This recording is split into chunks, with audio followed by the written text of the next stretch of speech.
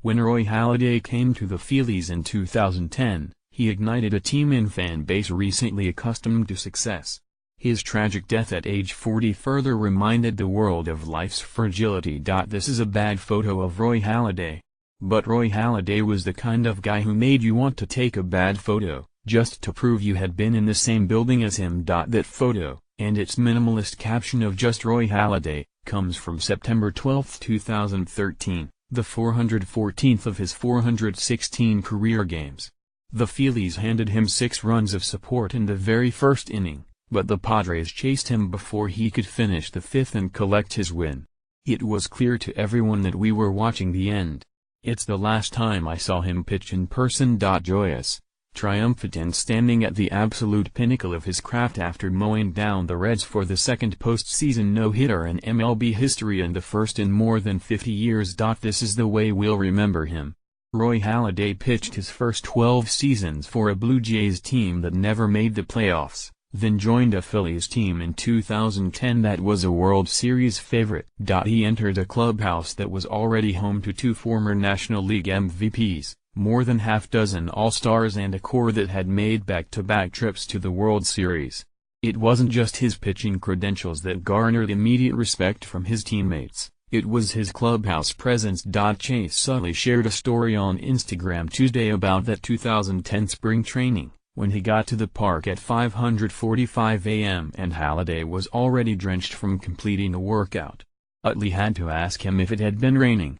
Tom Verducci's story for SI from that same April recounts the way Halladay started arriving that early and then pushed his routine even earlier as teammates attempted to beat him to the facility. He made his mark in Toronto, and his plaque in Cooperstown will likely have a Blue Jays cap, but his greatest singular moments came in Phillies red.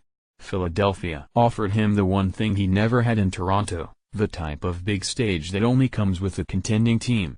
And he excelled on it. During a Tuesday press conference at Citizens Bank Park, Cole Hamels reminisced about having a front-row seat to watch Halladay through their years as teammates. "The season is long and grueling," Hamels said, "but you never wanted to miss an inning Halladay was pitching." Hamels' experience mirrors my own as a season ticket holder before, during and after Halladay's tenure in Philly. For many years the Phillies were built around hitters, and bathroom breaks or trips to the concession stands were planned so as to avoid missing at-bats from the home team. But once Halladay arrived, the line for Chickies and Pete's crab fries would be longer while Rollins, Utley or Howard were batting than when Doc was on the mound. Jim Thome's free agent signing holds a special place in Phillies history. When he joined the team in 2003, as the Phillies' young core was starting to break into the big leagues and the team was preparing to open its new ballpark, he legitimized the franchise. It set the stage for the run that would follow. The 2010 Phillies team didn't need any legitimizing. 3 division crowns, 2 pennants and a championship parade down Broad Street had already done that. But when the consensus best pitcher in baseball chose to waive his no-trade clause to join the Phillies, it gave the franchise another shot of life. It also leveled the narrative that a pitcher would never choose to pitch in a home park that had been labeled such a bandbox. Halladay arrived and won a Cy Young in his first season in the National League. He led the league in innings, wins, complete games, shutouts, walks per 9 and strikeout-to-walk ratio. His era was even better at home, just 2.21 in 18 starts. Roy Oswalt waived his no-trade clause for the Phillies that July.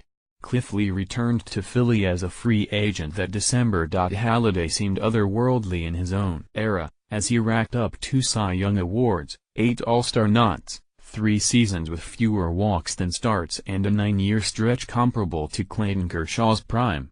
With the way the modern game is changing, some of his accomplishments will appear alien by the time he appears on the Hall of Fame ballot in 2019. He led the league in complete games 7 times, including 5 consecutive years from 2007 to 2011. He completed 9 games 3 times over that span and never fewer than 7. No single team had more than the Indians 7 this year, a stat that will only continue trending down. The complete games will be the stat ultimately defines Halladay. He was a man who seemingly always finished what he started until 2 injury-plagued seasons derailed his career. Halladay's decline inspired lots of the cutesy jokes about mortality that are in vogue from millennial internet writers and tweeters. Roy Halladay's fastball velocity is down and we're all one day closer to the